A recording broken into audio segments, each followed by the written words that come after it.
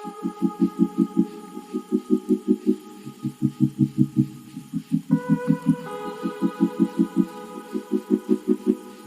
you were alright. Okay. I can take you there. Yeah. That's all you gotta do is say that one time. Okay. Yeah. Hi guys, welcome to my channel. I'm Monique Tierra and this is the Monique Chronicles. As you can tell by the video, I got my eyebrows micro shaded and I got my teeth zoom whitening. So on my leveling up and transformation journey, there's a couple things that I've always wanted to do. So upon my research, I found out that there's a couple different procedures that I can get done. I can get microblading or micro shading or hybrid brows. So what I got is actually micro shading. So the difference between micro shading and microblading is when they do individual hair strokes. Now, I wasn't a candidate for that because I have really oily skin, and with microblading, it will actually, the pigment will actually fade a lot faster than the shading. So that's why I opted for the shading. The whole process took around 2.5 to 3 hours. The longest part was when she was actually mapping out and shaping the brows. So what she did was she took like a ruler and she would map out how long the brow would be, how thick it would be, and where the arch would start. So that was pretty much the longest process. So we kind of went and adjusted where we needed to adjust. We could make it a little higher of the arch if I wanted the higher of the arch. And she would do that in with like a eyeliner. And then once she got that, then the procedure would start and she would use the machine. So it did hurt a little bit. There was a numbing cream that she used. If I had to put the pain level between, on a scale of 1 to 10, I would take it at like maybe a 2. So she put the cream on there. Once it turns white, that's when the numbing agent was working. For my left brow, I would say that the numbing cream really didn't work that much. My right brow, it got pretty numb, but the left brow just did not get numb, so I could feel everything when she was doing it. It wasn't that painful though. Their aftercare is pretty easy as well.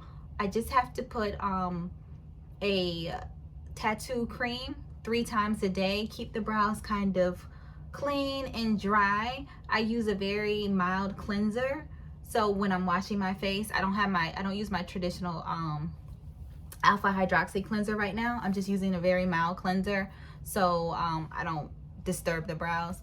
But when I wash my face, like, the brows don't come off. Like, this is the brow that I have. I have no makeup product on it or anything. I really recommend it. I'm about 4 days out from the procedure. The brows are healing very nicely. She said it is a process and that they may fade a little bit, but I have a touch-up which is included in the initial price that I paid for the brows. Now, price range, it ranges from it like starts at 500, and then it can kind of go up depending on how much brow you have and what they have to do.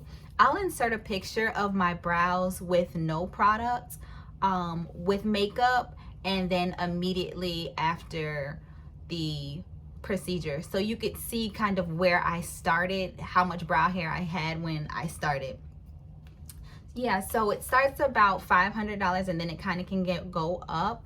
You definitely want to go with somebody that is very good at what they do. This is an art form and it is a tattoo on your face, so it is pretty permanent. It'll last between 1 and 3 years, so you want to make sure you're going with somebody that has a lot of skill and they're good at what they do. The one woman that I chose to go with, I'll have her information in the description box. So if you're in the South Florida area, you can definitely go check her out. She was a wonderful woman. The facility was beautiful. She was very nice. She made me feel very comfortable when I went in there. And so it was a really good experience that I had going in to do my brows. I'm really excited for my touch-up. I'm just probably gonna go in here a little bit darker for the ombre. But overall, I love them. The next thing that I did get done was I got teeth whitening. Now, I wanted I wasn't sure if I wanted to do bonding, composite bonding, or veneers, but I knew I wanted to do something with my teeth.